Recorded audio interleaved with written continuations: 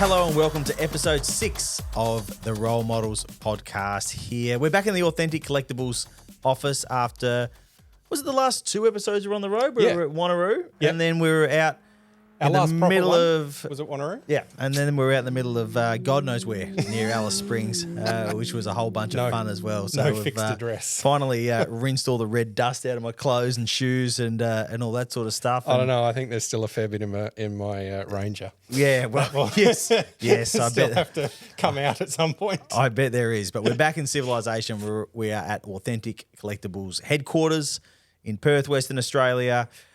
Let's crack on. Well, firstly, welcome William Hall, thank you very much. Authentic Collectables head honcho, who always joins me for this pod, where we're going to chat about some of the cool stuff you got in the pipeline or that's available and all that sort of stuff. And a bit of general motorsport chit-chat. We'll start with giving away some money. You love doing that. When it's your money? I absolutely do. So we'll give away 250 of Will's Authentic Collectible dollars. Hard-earned dollars. Yeah. So this is for the code word from last episode, which was plain. And we had an honourable mention, which was at James Whelan, who said, "Cheers, guys. I've just added a couple of Authentic Collectables T-shirts to the cart. Have to wear one while I'm on the plane to Townsville in August." There's a double banger to that because James was our last winner. Right. And if you recall, he was running around the footy oval. Ah, right, yes. And we said that he would have got a little bit more had he been in an authentic shirt. So good man. He's gone and bought some authentic T-shirts. Very good. Are we talking about these new ones yet? No, not yet. Okay, all right. I'll just cover that up. This is the first one. I pretty much only wear Authentic Collectible shirts now. I think we might have been wearing them at Fink too. But anyway. All right, that's fine. We'll get onto that another time. So our actual winner, the winner of the $250 Authentic Collectibles gift certificate, is at Bailey Mendy K6963, who wrote... Solid username. Yep. Who wrote, "Hopefully the drivers and teams will spend more time on a plane next year, going to 15 supercars rounds." I think 15 might be just one too ambitious. I think we're looking at... Well, we might discuss that a little later then. All right, okay. All right. Yeah, we can definitely do that. But so congratulations, Bailey Mendy. I'm just going to stick with that. We'll be in touch. And remember, to everyone who is listening or watching, to keep an eye out for the code word. If you are listening as a podcast, you will need to go and have a watch of the YouTube version as well to see what that code word is for your chance to win $250 in the next episode. All right, let's move on to new model announcements. Always very exciting, Will, to hear what is coming up. What have you got for us? So more in Gen 3 land. Mm-hmm. So obviously the season has started and what round are we up to? It feels like we haven't had many rounds. This is round 6. Yeah, we're already at round 6. So this is round 6. Halfway mark. This town. So okay, we're speaking before Townsville, just before Townsville, and this will be the 6th round. Yep. So there's already been some pretty amazing liveries on top of just the season liveries, which all look outstanding as well. So probably the one that's going to create the most interest, SpongeBob SquarePants.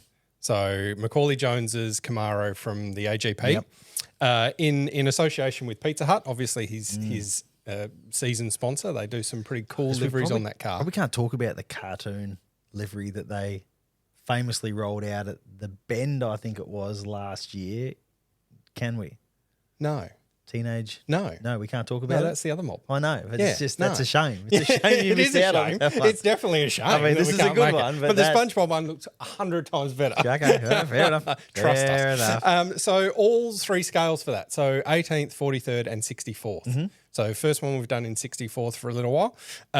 So be sure to get to your local stockist, go to our website, register your interest for that one, because I think that's going to be a pretty popular one for season 2024. Also, something a little different for Erebus. So we announced the Erebus cars from Bathurst. Obviously, there was a few things have changed there in terms of driver lineup and what have you. So, yeah. Hadn't noticed. So we've actually announced the 2 cars we've cancelled the 2 cars from Bathurst. And we've re-announced those as Brodie's car from Perth.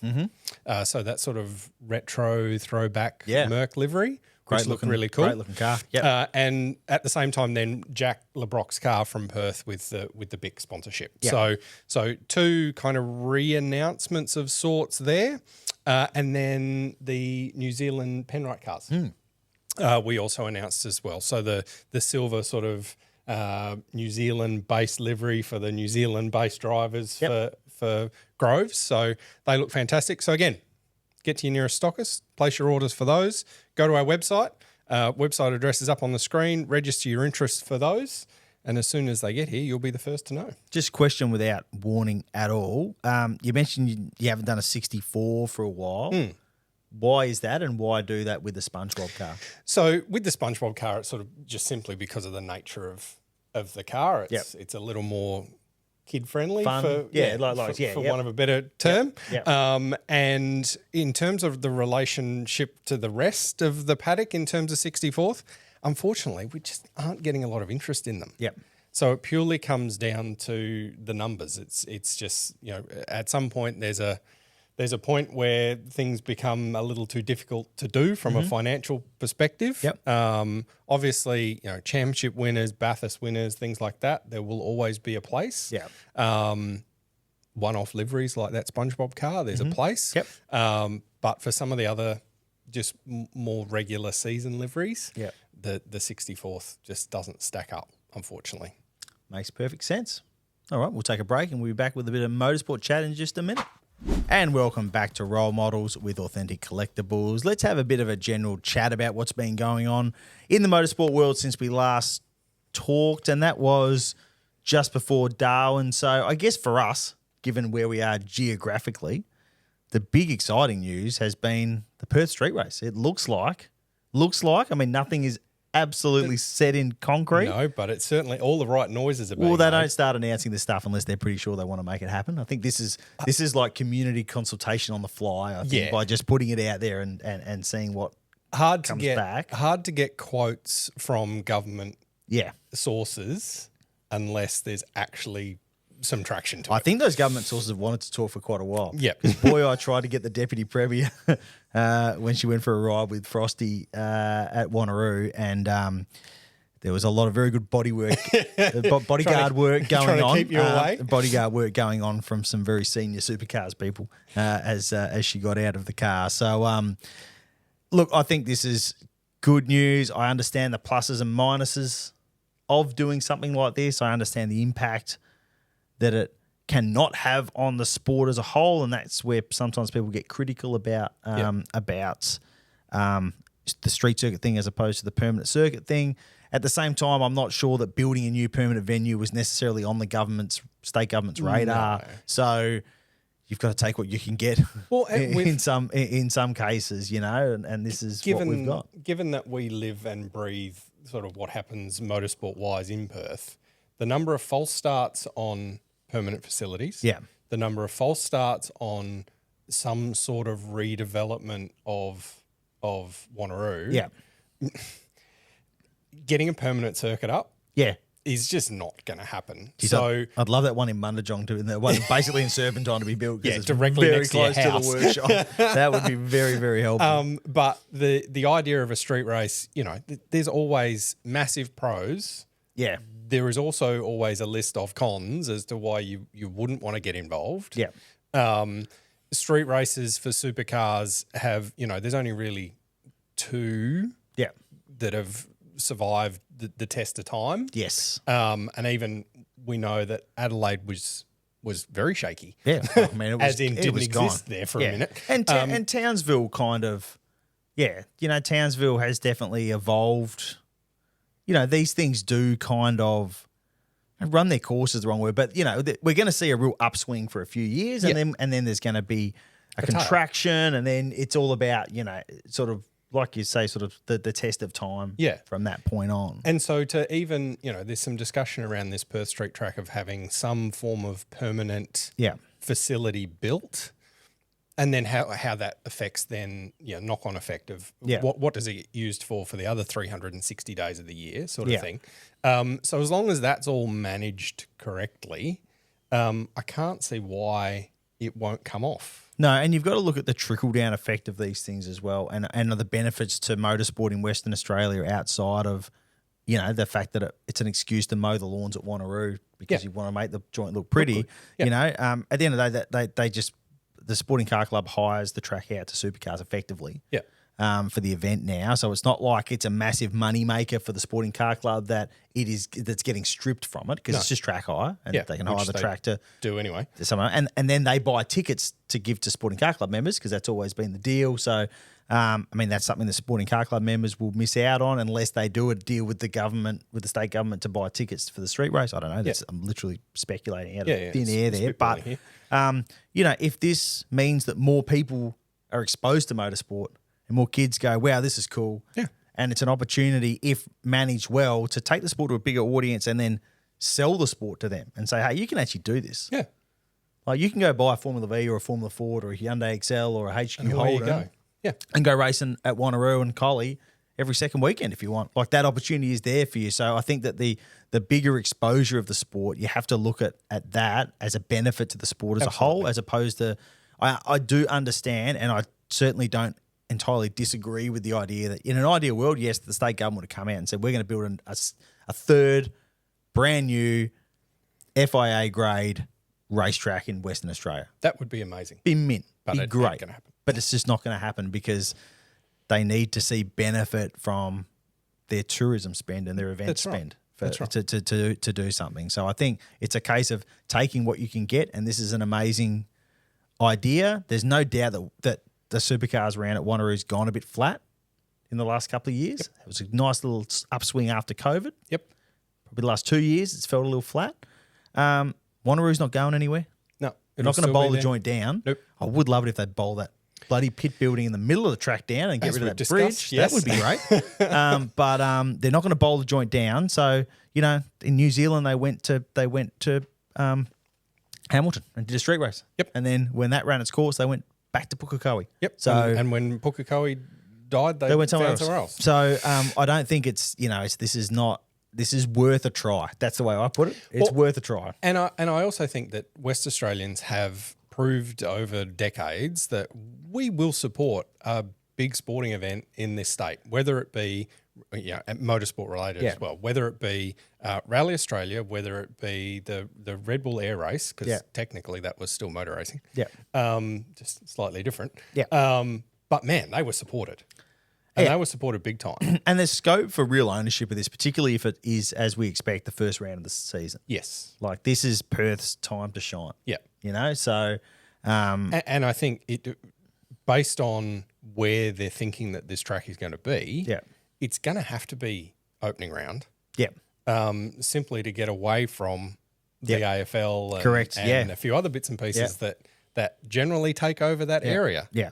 Now, we may have gone for a bit of a burn to try and find the track very recently, and you might want to keep an eye out on the socials into next week to maybe see a bit of footage of us doing that. Perfectly legally driving around the Burswood precinct. Exactly. By the time this comes out, there's a good chance that a lot of people would have seen the latest Super Cheap Auto Best Performing Oils video. Starring heaps of supercars drivers. Grant Daniel, and Carl at least Cox. one journo. May have popped up in there. Popped up in there. It's that was a very cool thing to be involved in. If you've never seen a caravan go over a jump before, it's damn impressive. Yes. That's what I will say. It seems like because this was done obviously a few months ago. Yeah. And you've been pretty excited about this for quite some time. Yeah, it's cool. It's cool. No, it was a lot of fun just to see it. Just to actually see the way they go about it and what a huge production it is. I was going to say the production values of a Role Models podcast doesn't quite... It's a little different. Is it? Yeah. I haven't seen it. Good to know. Good to know. There's a few different layers of production that go into that thing. So we actually we shot, and we as in Speedcafe shot a really cool behind the scenes sort of video thing as well while we were there too, which will come out in the not too distant future, which actually gives some great insight into how incredibly large a scale production this thing is. Yeah. So it's July the 4th. It's July the 4th, which is probably today if you're watching this as it comes out. You've already watched it. Yeah, there's a good chance if you care about motor racing, you've already seen it. But if you haven't, definitely go and check it out because it's there's lots of cool stuff, and you get to see some very famous people dressed up in some very wacky clothes. Some silly clothes. which is always good fun. We may as well, we're sort of in the middle of the Formula One triple header at the moment. Coming out of Austria, we're going into Silverstone, if you happen to be listening or watching just as we drop this. Austria was pretty good in the end. Silverstone's going to be... Well, it could be. They're going to have to sneak Max in through a secret tunnel or something. They're getting in and out of that joint might be hard after what happened in Austria. That was really, really fast. It's funny to see Max finally racing someone for the first time pretty much since 2021. Yeah. And he's gone back to his old ways. He goes back to his old habits, which is... You're not passing We're crashing. Yeah. You're either going over the top. Yeah, you're getting out of the throttle or we're crashing, which... I discussed this on one of my other podcasts. He was in the wrong. He was 100% in the wrong for that crash. If you want to talk about who was right or wrong in the Lando Max crash, it was Max. He drove into the guy who was next to him. Yes, he did. But Lando also, social media has obviously blown up with this. And there's been plenty of videos showing people in that same position as Lando being a lot further to the left than Lando was. Well, it wasn't. He had already been cooked. Oh, no, I think where he positions his car is fair enough. He's a long way out. Fair enough. Yeah. Fair enough. Yeah. However, if the guy's coming over to finish first you must finish. Yeah. It's an old adage. Just a little further to the left. And then you know that, okay, well, I think they're both caught. We're not doing that again. I'm going to get caught out if I try and go around the outside. I think they were both. I think if he does that, he's enabling Max, and he's basically saying to Max, he's given up. It's a white flag. I will, if you run me off the road, I'll drive off the road. Yeah. And I think that it's a very important point for those two drivers because I have a feeling we're going to see them racing a fair bit over the next couple of seasons. I really hope so. So juicy. And I think that is, I think that was an important point. And probably the last time we saw a driver stand up to Max and go, "No, I'm not going to move. If you want to move over on me, we're going to crash," was Silverstone 2021, where Max ended up going head first into the gravel when Lewis just went, "You know what? I've backed out of it enough. If you want to try to go around the outside of me into here, you can, but it might not end well." And boy, did it not end well. I was going to say, because it's Silverstone in a couple of days' time, we get to the old turn one. Yeah. And Max is on the outside. Does he turn in, do you think? Well, or does he roll out of it? That's the question because his theory last time he was in a situation like that was that the other guy will get out of it surely, and when he didn't, man, it hurt. Yeah, it did. It really did. So yeah, interesting. But just I'm really, like I say, if you want to sit down and talk about the ethics of racing and the rights and wrongs, Max totally in the wrong. Yeah. But I'm really reluctant to just sit here and dump on the guy and say kick him out of the sport because it's so good. How good is it? I also have some issues with kind of just the way the rule set in F1 has evolved to where we are today, where literally if you are the car in front, there's virtually nothing you can do to defend yourself in any real form. You can place your car down the inside, but as long as you then don't move, well, then you're fine. I'm not saying you get into the braking area and literally turn 45 degrees. Yeah. But if you're drifting a little, that's got to... I don't think it can be allowed. It can't be allowed. But when you're enabling the car behind with DRS... Yeah. So you're saying to the car behind, we're giving you a free hit at this, effectively. Yeah. Because you're allowed to go 20 kilometres an hour faster than the guy in front. Yeah. Then the guy in front has to commit to a line, whereas the guy behind doesn't. The guy going 20 k's an hour faster behind you he's got to commit doesn't have to commit he's to got a line. to commit to a line at some point. Yes. So Lando had to commit. Was Lando was committed to that outside line. Yes. But a couple of laps before, he was committed to kind of just staying behind Max, and then has gone, nah, I'm gonna blindside you here. Yeah.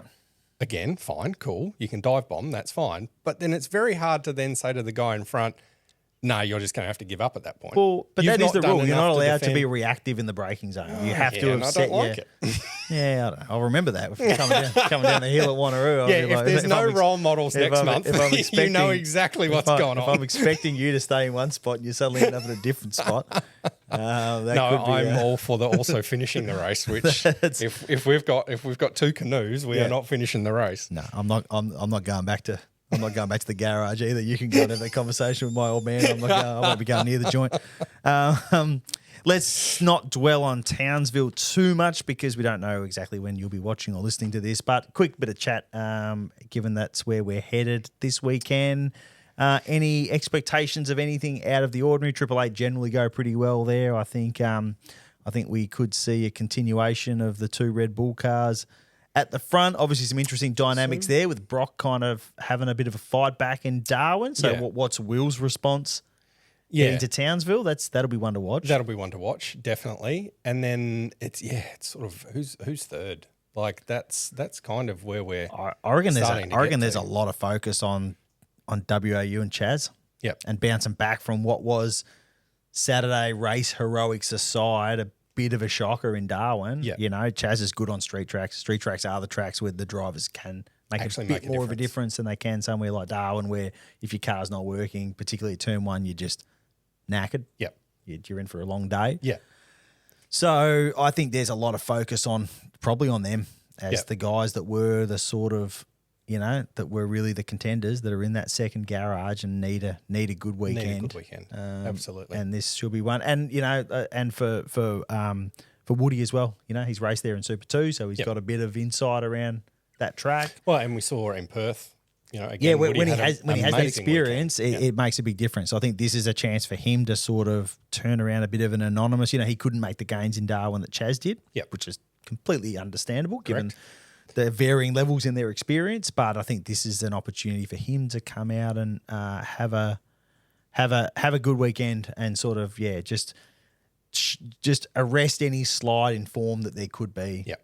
For that team. So there's be some focus there, I think. So heading to a street track, heading to an event that's a longer format, tyres. What are we hearing about tyres for next year? So they've tested the new prototype tyre at Queensland Raceway. It was last week, from memory. Forget what week is week at the moment. That's an interesting one. So apparently there was some public quotes from Tim Edwards saying that he was pretty happy. I've heard some feedback that can't be on the record from other people involved in the test that there was some pretty big smiles at the end of the day. Yeah, okay. It's interesting. We go in this circle of what creates good racing, a really deggy tyre or that goes off, that runs out of grip and drivers suddenly go, oh, wow, and you bring in different strategies because maybe you can make an extra stop for 4 tyres and get a late safety car come through. Or is it a tyre that just gives drivers confidence and they're happy to fire it up the inside of someone knowing that the thing's going to grip up and they can get around the corner and maybe execute the pass? I don't actually think there's an answer. No, there isn't. And it's funny, you can talk to very technical people with a very deep understanding of the sport and you can talk to two different people with a completely different take on what actually works. Tim Edwards seems to fall into the let's give the guys grip camp. Yep. I think Adrian Burgess, as the head of Motorsport, was probably a bit more on the let's take grip away from them, whereas Tim's philosophy seems to be let's give them some grip and give them some confidence and that will create the better racing. And if I had to choose, that's the way I always go as well because I just hate conservation racing. Oh, you either have a deggy tyre that literally only lasts 3 laps.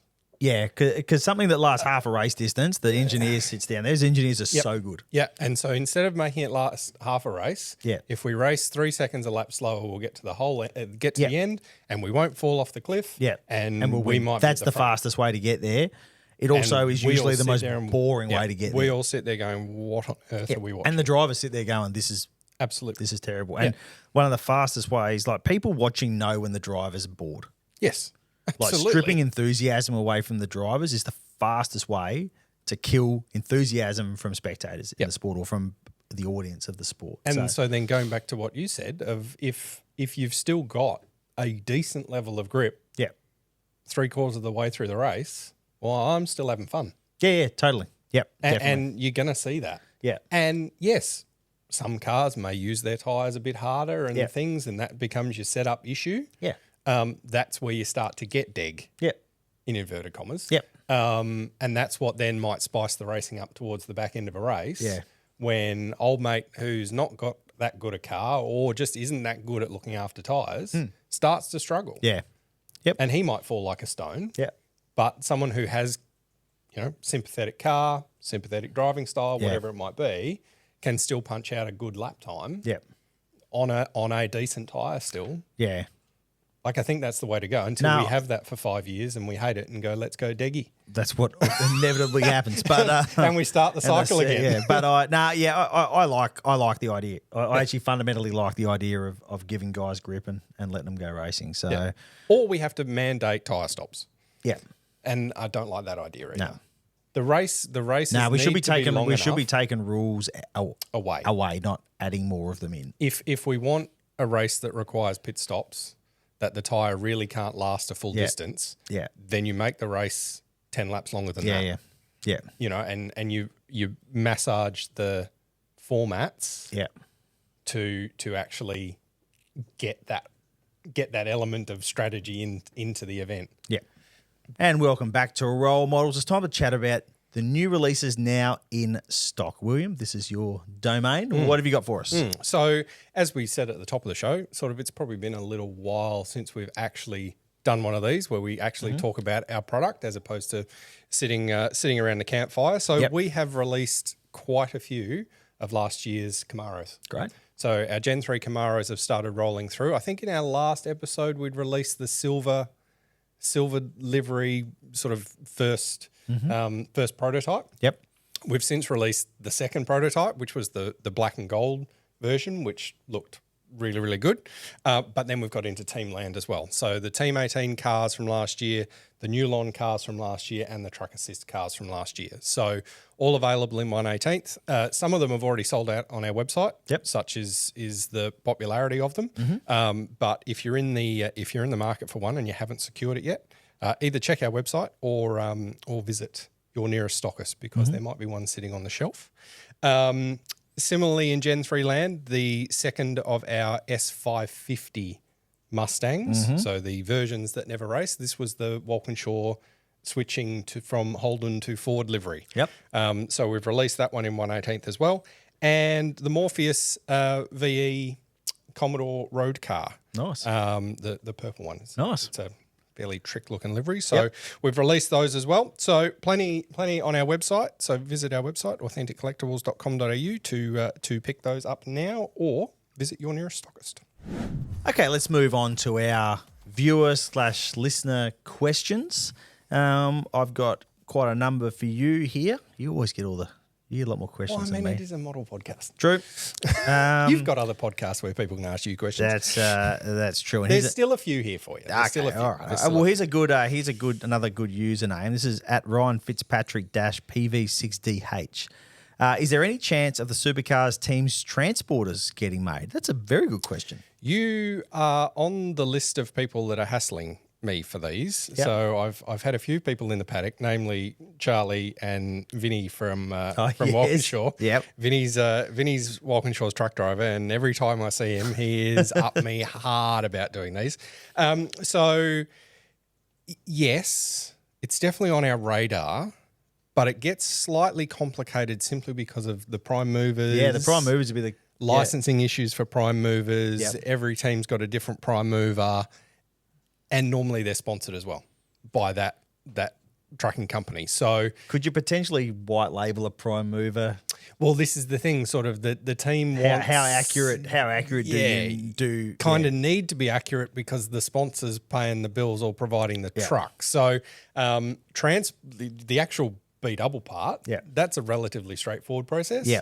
It's more the prime mover. So and you'd probably only have a few templates of how those A and B's are set up that, they're pretty much all they wouldn't very, very similar. Yeah. It comes down to the prime mover. So yes, we are working on trying to find a solution for that. Would you do the full how would you set them up inside? Well, inside Is it in debrief? Is it in at track mode? You know, like the debrief room set up and all that sort of stuff? I don't know about that. There might be sealed doors. Yeah. But scale is also one of those things we need to take into consideration, because obviously a lot of what we do is 1/18th. A 1/18th B double is a big unit. Yeah. Well, if you think about fitting, you should be able to fit two of those in two of those theory, cars yeah. in there. Yeah. So again, like there's quite a few in and around that are 1/24th scale, because again, once you scale a truck, kind of 1/24th isn't a bad size, kind of comparable to an 18th in terms of the amount of room they take up. But of course, then you put a supercar next to your transporter, and it's not going to look right. It looks weird. Yeah. And then in 43rd. Trucks tend to be 1/50th scale. So again, they don't quite line up a bit better than an 18th versus a 24th. But so there's a few of these considerations that we're working through at the moment. And as I say, if I ever go to a circuit, Vinny or Charlie normally find me and tear my ears out for quite some time about when I'm going to start it. So we'll need to get onto it at some point. Yeah. Another question for you. Do you ever have drivers buying model versions of their cars from Authentic? Surely the answer to this is yes. Absolutely. Yeah. Cam Hill bought one the other day. Yeah. So yes, it's not. I guess every team's slightly different in that some teams will give them to their drivers. Yeah. Sometimes drivers will buy them directly from me. Sometimes drivers would want them for personal sponsors and that sort of stuff. Surely. Yeah. As well. Yeah. As well as just literally putting them in front of their TVs at home. Yeah. So yes, definitely drivers buy or acquire in some way, shape or form models from us. You must see a lot of familiar surnames and go, I reckon that's mum or dad as well. Oh yeah, that absolutely. Show up on the ordering Mrs. Di Pasquale is one of my better customers. That's great. Thomas Hayes asks, love the podcast. Just wondering whether you would make the 97 and 98 Super Touring Bathurst 1000 winners. It's a bit of controversy. This is a really interesting question. So they're kind of on the list of things we'd like to do, but then is there a market for them? Depends how complete people want their Bathurst 1000 collections to be, or how exactly right. How willing to recognise the 2 litre era they are willing to be. So yes, they're definitely on the list of things we'd like to do at some point. Licensing, ? Also getting hold of the cars now. Yeah. Also one of the things that we need to consider and factor in. There is a bit of a movement of, like, they're basically historic touring cars now. Now they are. And there's a few, I mean, I think over in New Zealand there's a couple when they do the when they've had historic supports at Pukekohe and that sort of stuff. And a lot of them went back to the UK. Yeah, because there's not many here in Oz, is there? So it's finding them. Yeah. Getting a good scan, good scan data off. Sounds like an excuse for a trip to Europe, to be perfectly honest. Sounds good to me.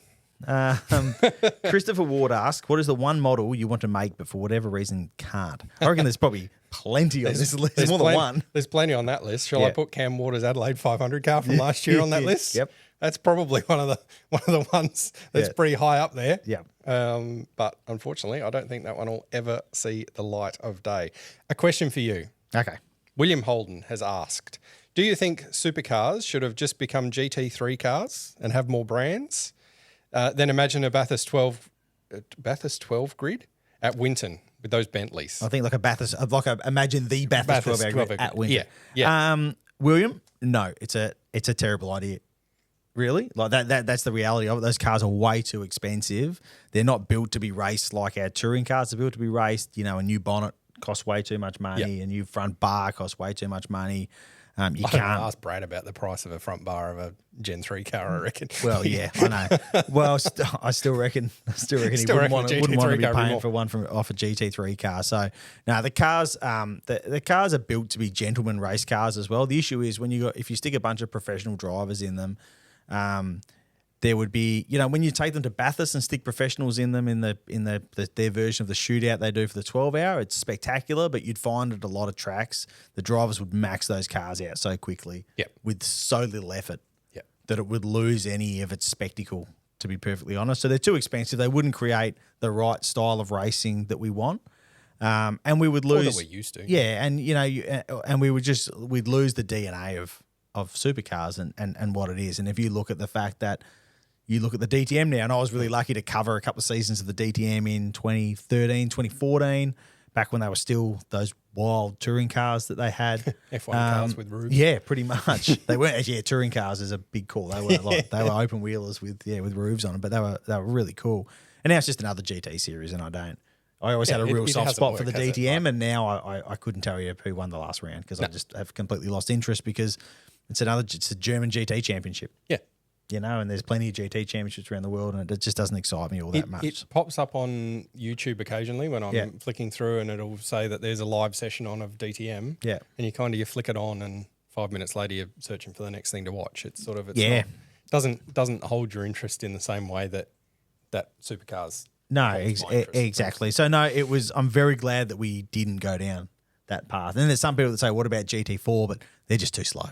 Yeah. And just too easy to drive. Like, we need to challenge our drivers. Yeah. And that's the issue that something like Carrera Cup has, is that for a really good race car driver, great race cars, yeah, but they're too good. Yeah.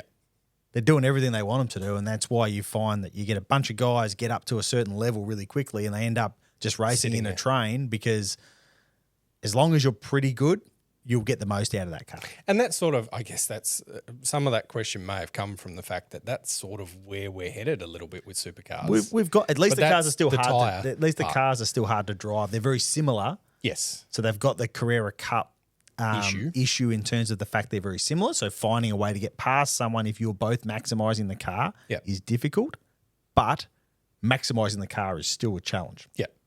More so than it is in a Cup pace car. out of it. So that is, that's the difference with supercars, and that's why we're still in a position that's better than if we were running GT3 cars. Yep. All right, Anthony James asks, how's the 112 VK Brock Commodores going? Any idea as yet on an actual release date? These are where my tax return is going. Good man. Get your tax done nice and quick. Oh, here we go. I can't give you an actual release date yet, but they're not far away. Our initial plan was they'd be in the market before Bathurst this year. That's still on track. Touch wood. Yeah. So yes, get your taxes done nice and early. Bank that check. Hold on to it. Yep. Jordan Trelaw asks, what is the process of deciding how many of a specific model will be made? Are there any reasons behind some of the unusual numbers chosen by Authentic, such as 102 models for Cameron Hill's 2023 Camaro? So two answers to the question. The unusual number of it always being, often having a 2 on the end or something like that is because it's always divisible by 6 because there's 6 cars in a carton. Mm-hmm. That's the simple answer to that. So it'll never just be 100 units. Yep. Because there's no point. No point having 2 empty spots. I have 2 empty spots in a box. And I don't like freighting fresh air. No. So that's why sometimes the numbers look a little unusual. How we get to the number is basically as simple as order number. Mm-hmm. So when you guys go to your nearest stockist and you place an order, that stockist then places an order with me. I then place an order with the factory. Cars turn up. So if it's a championship winner or a Bathurst winner or something like that, then obviously pre-orders are going to be pretty good, I would hope. Yep. And we're going to make more cars. Where the interest isn't quite as high, the number will be lower. That's the simple answer. Mm-hmm. Okay, our last question, and it's a question to both of us. Mm-hmm. AVL, before you got into journalism, I should say Matthew Thompson asked this question. Before you got into journalism, who was your favourite driver and why? That's a good question. I grew up in a Ford family. We were always a Ford family. Something to probably do with all the Formula Fords that were in the the workshop from before I was born. I always liked like JB was always a bit of a favourite when I was a kid. I always liked the Richards family, both Jim, sort of coming away from the Ford thing, both Jim and Steve, like just good race car drivers. Like I always just liked guys that were just good, solid race car drivers. So I was always a bit of a fan. It's funny how the difference between being a fan and then someone who's involved in the sport, where obviously you have to strip all the emotion away from it and all that sort of stuff, and you get to know people on a totally different level. Like someone like, when I was younger, like Murph wasn't my favourite driver. And, he was obviously a pretty wild bloke when he was racing, and you went, oh, look at this bloke. And he will admit now that he probably had some tendencies that were less than desirable as a competitor, even dealing with the teams he was driving for and that sort of stuff. Yeah. But he's also like the nicest bloke in the world. Yeah. And he's one of my absolute favourite people in the paddock, you know. And that's something that if you, like many, many years ago. It wouldn't have been the case. That when he was, you know, early in his career and I'm a fan sitting at home, I would never have thought that's the case where I'd be like, what a bloke who's just lovely and easy to get along with and, you know, really giving with his time and, you know, like it's, so your perceptions change of people when you're actually working with them. And there's a whole bunch of people that are everything that you kind of, you know, like, again, come back to Steve Richards, like just a great bloke. Yeah. Just a genuinely good bloke to hang around with and to talk motor racing stuff with. So I probably haven't necessarily answered the question perfectly there, but I don't know. I always had a different answer, but I always had like a different take on. I don't know. I guess, you know, there was never a time when I didn't have any involvement in the sport either, whether it was the family connections through Rally Australia, where we were deeply involved in a couple of different ways through my uncle and my dad. Always had a close family connection with Wally Story, so we would spend time with, like, when he was at WGR or, you know, whatever team he was working for when they'd come. Like, once upon a time, they'd use my old man's workshop to run cars out of, you know, like before in the lead up to the Perth round. So you'd end up, you know, spending time with like a Neil Crompton. Yeah. You know, when he was driving for Wayne Gardner and that sort of stuff. So just odd little, I don't know, I guess it's probably had, and you're a bit the same, had a less than traditional kind of fan transition into involvement in the sport than what some other people do. Yeah. Yeah. Your turn? And the second part of that question was the same question, but to me. And again, like you said, you sort of, I've been involved in it forever. Yeah. Although there was a period kind of through probably from sort of, you know, 8 to 18 where I wasn't as connected as you were. Yeah. Even on the family side of things. My old man raced as well, up to sort of the point where I was born or a couple of years post me being around. And then sort of really did drop it. Although we were involved in service stations and Shell servos. So, but we were a Holden family. Yeah. So opposite to you. So Brock was kind of the idol growing up. But then because of the Shell side, DJ was kind of always around. Yeah. And we knew, you know, of him, obviously. But definitely if it was a fight between Brock and DJ on track, well, I was always on the Brock side. Yeah. But now, again, I've spent so much time with DJ since. Yeah. And, you know, you almost call him granddad. Like, spend so much time talking to him and spending time with him. And you kind of then wish that, you know, you'd spent more time as a kid idolising him kind of thing. But at the same time, you can't. Like, the whole point of sport is the complete irrationality of your support. Like, I hate anyone that puts a Hawthorn Hawks jumper on. I don't care if they're the best bloke in the world. I don't care what he's doing. I just don't like him. He plays for the Hawks. That's you know what I mean? Like, it's completely irrational. It's irrational. Makes no sense. But that's what makes sport so good. Yeah. So you can't lose that either. No. You can't get too bogged down. You got to, if you don't like someone because of the team they drive for, that's actually fine. That's what the whole sport's all about. And part of now being where we are, and, you know, you being journo, we're attached to so many teams that you just kind of, everyone's everyone. Yeah. And you kind of mates with everyone almost. You see both sides of everyone. It's not just that David versus Goliath kind of, you know, what you write about. Yeah. That guys that are reading your stuff go, yeah, I agree, you know, such and such is a dick or whatever it happens to be. Yeah. You know, we get a far more well-rounded look. Correct. Which is annoying and disappointing in some ways. Because you can't just be irrational and get upset about things for no reason. Because you understand too many reasons. Whereas when we watch Formula One, we can, because we're just slightly disconnected from it enough that we can have our individual views, get very angry over a couple of beers, and it's great. Absolutely. But we can't do that about supercars because we just know too much. No. Which is a shame. It is in a way. All right, we'll be back in a moment with our final segment.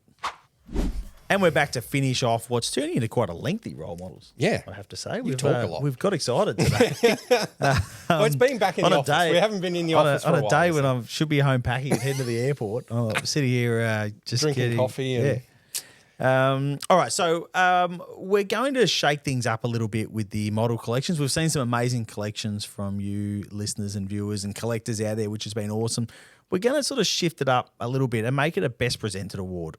for the next couple of episodes. Yeah, So move around a bit. yeah, let's just we want to just sort of keep it fresh and keep things moving. So what we want to see is a photo of one of your authentic collectibles models in the most creative way. The more creative, the better.